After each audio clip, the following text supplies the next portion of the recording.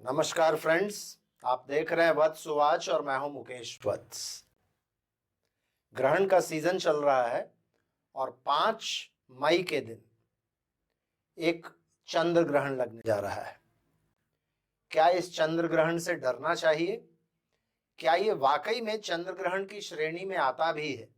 और चूंकि एक चंद्र ग्रहण के जैसा माहौल बनेगा तो इस समय में क्या सावधानियां आवश्यक हैं, क्या रेमेडीज करना चाहिए और हमारे व्यक्तिगत जीवन पर तथा इस पूरे विश्व पर क्या प्रभाव पड़ेगा, इन चीजों की चर्चा हम आज के इस वीडियो में करेंगे। बहुत ज्यादा लंबा वीडियो नहीं है, तो इसलिए वीडियो को अंतिम तक अवश्य देखिएगा। मेरे चैनल को आपने अभी तक सब्सक्राइब नहीं किया है तो करके बगल के बेल आइकन को दबा लीजिएगा ताकि मेरे वीडियोस के नोटिफिकेशंस आपको सबसे पहले मिल जाया करेंगे।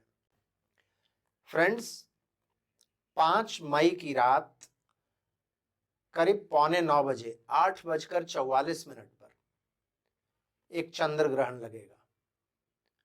चंद्रमा तुला राशि में प्रवेश करेंगे, केतु के साथ होंगे, तब यह चंद्र ग्रहण लगेगा। चंद्रमा की डिग्री उस समय में 20 डिग्री होगी, यानी कि विशाखा नक्षत्र में यह चंद्र ग्रहण लगेगा। भारतीय समय के अनुसार 8:44 PM से शुरू होगा और रात के लगभग 1:15 बजे तक, यानी कि 4 घंटे तक चलेगा। लेकिन आप यदि दूरी देखिएगा राहु एवं केतु से सूर्य और चंद्रमा की, तो बहुत ज्यादा है। राहु उस समय में 9 डिग्री के लगभग होंगे, केतु भी 9 डिग्री के लगभग होंगे। लेकिन सूर्य और चंद्रमा 20 डिग्री से ऊपर के होंगे, यानी कि 11 डिग्री से ज्यादा अंतर है। इसीलिए आप लोगों ने लोगों को कहते सुना होगा, ये पेनम्ब्रल लूनर एक्लिप्स है, टोटल लूनर एक्लिप्स नहीं है। अब ये पेनम्ब्रल क्या होता है? आसान भाषा में यदि समझना है तो आपने कभी अपने छाया पर गौर किया होगा।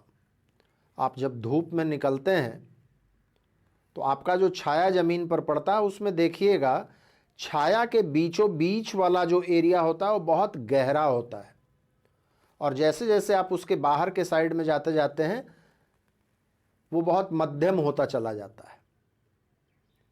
तो जो बिल्कुल गहरा वाला भाग होता है छाया का, उसको हम लोग अंबरा कहते हैं, छाया। और जो उसका बाहरी हिस्सा रहता है जिसमें बहुत ज्यादा गहराई, जो बहुत ज्यादा काला नहीं दिखता है, उसको हम लोग पेनम्ब्रा बोलते हैं, यानी कि उपछाया। तो इस चंद्र ग्रहण में पृथ्वी के अंबरा में चंद्रमा नहीं पहुंच पाएंगे, यानी कि पृथ्वी के छाया के अंदर चंद्रमा नहीं ढकेंगे। न तो चंद्रमा कटेंगे, न ही पूरे तरीके से ढकेंगे। सिर्फ बाहरी जो उपछाया है उसी से होकर निकल जाएंगे। इसीलिए आप यदि उस समय में देखिएगा चंद्रमा को, तो आपको बिल्कुल भी नहीं पता चलेगा कि कोई वाकई में चंद्र ग्रहण लगा भी है। बिल्कुल हल्का सा धुंधला सिर्फ पड़ेंगे चंद्रमा। आपको यदि डेली चंद्रमा को देखने की आदत नहीं है तो आपको समझ में भी नहीं आएगा कि कोई चंद्र ग्रहण लग रहा है। उस समय का यदि आप कुंडली देखें तो देखिएगा लगभग स्थिति वही है जो सूर्य ग्रहण के समय में थी। सूर्य, राहु और बुध अभी भी एक साथ हैं, लेकिन बुध वक्री हो चुके हैं और एक बहुत बड़ा बदलाव क्या आया है, अब गुरु भी मेष राशि में प्रवेश कर चुके हैं, यानी कि राहु केतु के ग्रहण के एक्सिस में गुरु भी प्रवेश कर चुके हैं। दूसरे तरफ देखिएगा तो चंद्रमा केतु के साथ है, इसलिए ये केतु चंद्र ग्रहण है। दूसरा बदलाव ये है कि शुक्र अब वृषभ को छोड़कर मिथुन में मंगल के साथ प्रवेश कर चुके हैं। मंगल कौन है? जिनकी राशि में सूर्य ग्रहण लगा था और अभी चंद्र ग्रहण जिस राशि में लग रहा है, तुला राशि में, उसके स्वामी शुक्र हैं। यानी कि सूर्य ग्रहण और चंद्र ग्रहण दोनों के डिस्पोजिटर एक साथ बैठे हुए होंगे। शनि की दृष्टि आप लोगों को याद है सूर्य ग्रहण वाले स्थान पर थी। चंद्र ग्रहण वाले स्थान से शनि का 9 और 5 का रिश्ता बनेगा, जिसको नव पंचम योग बोलते हैं। यदि गौर से देखिएगा तो जितने भी हमारे बेनिफिक प्लैनेट्स हैं वो सभी किसी न किसी मेलिफिक प्लैनेट के साथ आ जाते हैं इस समय में।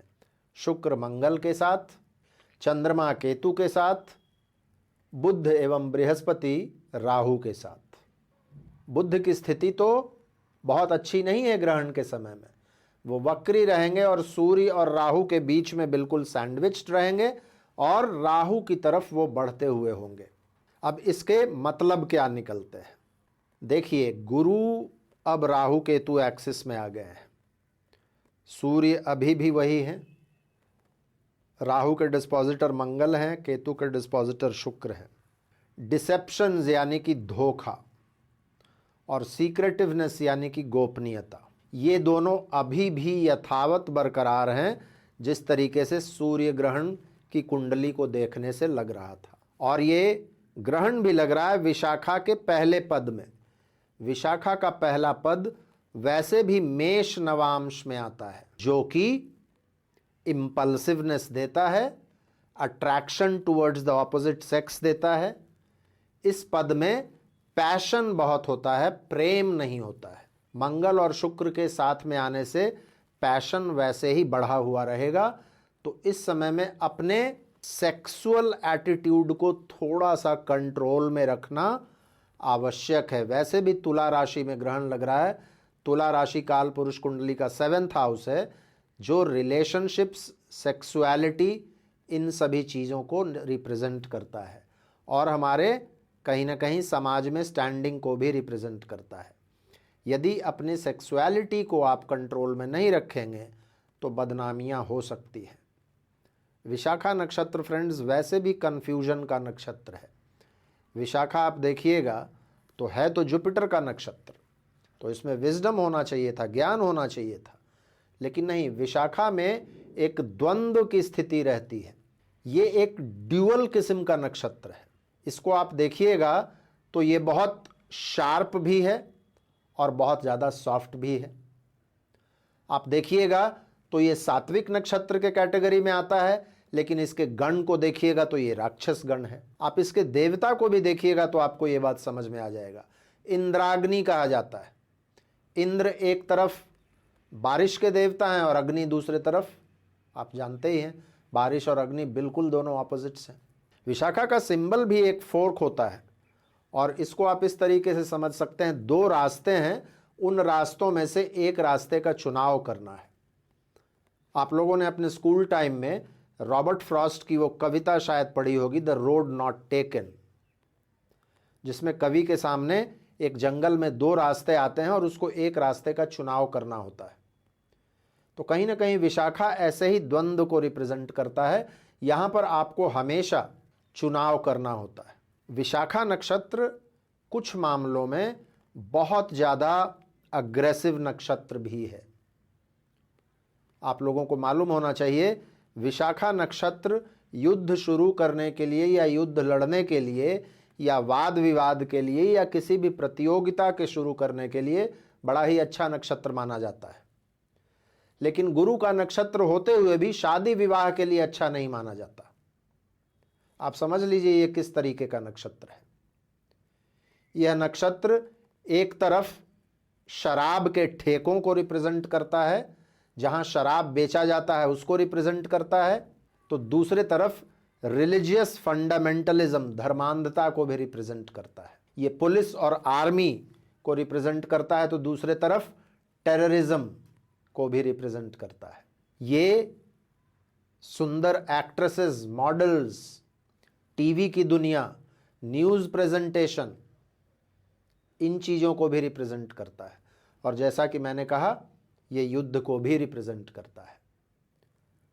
तो ये जो समय होगा फ्रेंड्स, गुरु चांडाल भी लगा हुआ है। सूर्य ग्रहण से हम लोग अभी उभरे नहीं हैं, चंद्र ग्रहण की शुरुआत हो जा रही है और ग्रहों की जो स्थिति है, एक भी बेनिफिक प्लैनेट अच्छी स्थिति में नहीं है। तो ग्रहण के 5 दिन, लगभग 2 दिन पहले 2 दिन बाद, बहुत ज़्यादा डरने की जरूरत नहीं है, क्योंकि जैसा मैंने पहले बताया आप लोगों को, ये पूर्ण चंद्र ग्रहण है ही नहीं। तो इसलिए चंद्र ग्रहण के बहुत सारे मेलेफिक इफेक्ट्स तो नहीं पड़ेंगे, लेकिन हाँ, चंद्रमा जब राहु केतु के एक्सिस में आ रहे हैं और वो भी पृथ्वी और सूर्य की सीध में, तो कंफ्यूजन्स क्रिएट होगा, एक डिफिकल्ट एनर्जी एटलीस्ट ग्रहण के आसपास रहेगा। तो ग्रहण के आसपास कुछ इंपॉर्टेंट निर्णय लेने से बचना चाहिए। विशाखा नक्षत्र में चंद्रमा पर ग्रहण लगेगा, वाद विवाद, युद्ध, झगड़ा, फसाद, इन चीजों से बचना चाहिए, धार्मिक बहस से बचना चाहिए। चंद्र ग्रहण चूंकि दिखेगा नहीं पूरे रूप से, इसलिए धार्मिक मान्यता इसकी कुछ नहीं है, लेकिन जिस समय में चंद्र ग्रहण लगेगा, यदि संभव हो तो 8:44 से पहले ही आप 5 तारीख को भोजन वगैरह कर लें। और महिलाएं इस बात का ध्यान रखें कि घर में जूठा बर्तन वगैरह या बचा हुआ खाना वगैरह ना हो उस टाइम में। हालांकि थोड़ा सा अनप्रैक्टिकल लगता है क्योंकि वर्किंग डे होगा उस दिन, लेकिन फिर भी 8:45 बजे तक एक दिन यदि हम लोग कोशिश करें तो भोजन तो कर ही सकते हैं। और उसके बाद जब चंद्र ग्रहण लगा हुआ होगा तो उस समय में कुछ जाप, किसी भी मंत्रों का जाप यदि कीजिएगा तो ये बहुत अच्छा रेमेडी है। 4 घंटे का ग्रहण है, रात के 1 बजे तक चलेगा। यदि संभव हो, एक दिन के लिए ये भी संभव है, तो ब्रह्मचर्य का पालन करना चाहिए। स्पिरिचुअलिटी में थोड़ा सा इंटरेस्ट लेंगे तो एक डिफिकल्ट एनर्जी का जो निर्माण होता है ग्रहण के समय में, उससे थोड़े से बचे रहेंगे। लंबी यात्राओं से, और खास करके पानी वाले यात्रा जिसमें पानी को क्रॉस करना हो, यदि ग्रहण के आसपास ना करना पड़े तो अच्छा है। जैसा मैंने कहा, ये ग्रहण की एनर्जी थोड़ी सी इस समय में वोलेटाइल रहेगी और थोड़ा सा डिसेप्शंस और सीक्रेटिवनेस भी रहेगा। आप लोगों को मैं बता दूं, विशाखा नक्षत्र किन किन क्षेत्रों को रिप्रेजेंट करता है। देखिए, अपने अगल बगल के इलाकों में यदि देखिएगा तो नॉर्दर्न और नॉर्थ वेस्टर्न हिमालयाज, वो विशाखा नक्षत्र के अंडर में आता है। यानी कि ताजिकिस्तान, किर्गिजिस्तान, अफगानिस्तान के हिस्से, उसके बाद सिंध और बलोचिस्तान, ये भी विशाखा नक्षत्र के अंदर में आता है। अरेबियन कंट्रीज, ये जो पूरा मिडिल ईस्ट है, ईस्टर्न यूरोप के कुछ हिस्से, रूस के कुछ भाग, ये सब विशाखा नक्षत्र में आते हैं।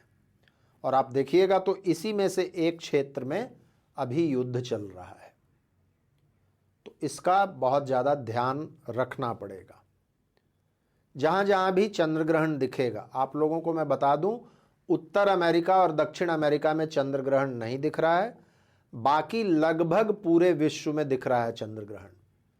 यूनाइटेड किंगडम यानी कि ब्रिटेन में भी ये चंद्र ग्रहण नहीं दिख रहा है, और उत्तरी हिस्से जैसे आर्कटिक सर्कल है, नॉर्वे वाला हिस्सा है, या रशिया का ही कुछ जो नॉर्दर्न एरियाज है, वहाँ पर नहीं दिख रहा है। बाकी पूरे एशिया में, पूरे एशिया ओशनिया में, ऑस्ट्रेलिया में, अफ्रीका में, अंटार्कटिका में, हर जगह पर यह चंद्र ग्रहण दिखेगा, लगभग पूरे यूरोप में। तो जिन जिन क्षेत्रों का मैंने नाम बताया, उन उन क्षेत्रों में टेररिस्ट एक्टिविटीज बढ़ सकती हैं, युद्ध के आसार बन सकते हैं। विशाखा थैंकफुली डिप्लोमेसी को भी रिप्रेजेंट करता है। एक एस्ट्रोलॉजर होने के नाते मैं ये उम्मीद कर सकता हूं कि शायद अच्छा पक्ष जो विशाखा का है, डिप्लोमेसी, वो ज़्यादा काम करे और युद्ध वाला पक्ष थोड़ा गौन हो जाए, क्योंकि इस विश्व को अभी शांति की आवश्यकता है। और रेमेडीज़ में भगवान शिव के मंत्रों का जाप सबसे अच्छा काम करेगा। सुबह में स्नान करके आप कुछ अन्न दान जरूर करें। मंदिर जाकर, मंदिर के बाहर आपको मिल जाएंगे नीडी लोग, या ऐसे भी आप कुछ ऐसे लोगों को यदि जानते हैं जिनको आवश्यकता है, जिनके घर में कमी है, उन लोगों को यदि अनाज दान करेंगे तो बहुत अच्छा रहेगा। विशाखा नक्षत्र में घी है, दही है, या वैसे भी चंद्रमा पर ग्रहण लग रहा है तो सफ़ेद अनाज है, इन चीज़ों का यदि दान करेंगे तो अच्छा रहेगा। इसके अलावे बहुत ज़्यादा डरने की ज़रूरत नहीं है फ्रेंड्स। बहुत ही सटल, बहुत ही मध्यम लेवल का ये ग्रहण है और इसका बहुत बुरा प्रभाव हमारे व्यक्तिगत जीवन पर नहीं पड़ेगा। इसीलिए मैं राशि एवं लग्न पर वीडियो नहीं बना रहा हूँ। फिर भी आप लोग यदि कहेंगे तो अभी भी 1-2 दिन का समय है, मैं बना दूंगा। लेकिन बहुत ज़्यादा डरने की बात नहीं है। जो मैंने छोटी छोटी चीज़ें बताई हैं, इन चीज़ों का यदि ध्यान रख लेंगे तो इतने में ही आप लोग ठीक रहेंगे। मुझे उम्मीद है आप लोगों को आज का यह वीडियो अच्छा लगा होगा, लॉजिकल लगा होगा, तार्किक लगा होगा, ज्योतिष के सिद्धांतों के अनुरूप लगा होगा। यदि आप लोगों को वीडियो अच्छा लगा हो तो इसको लाइक कीजिएगा, ज़्यादा से ज़्यादा लोगों तक शेयर कीजिएगा। अपना प्यार, अपना आशीर्वाद इसी तरीके से मुझ पर बनाए रखिएगा। आज के लिए बस इतना ही। फिर से मिलते हैं हम लोग अगले किसी वीडियो में किसी और विषय के साथ। तब तक के लिए बहुत बहुत धन्यवाद। हर हर महादेव। भारत माता की जय।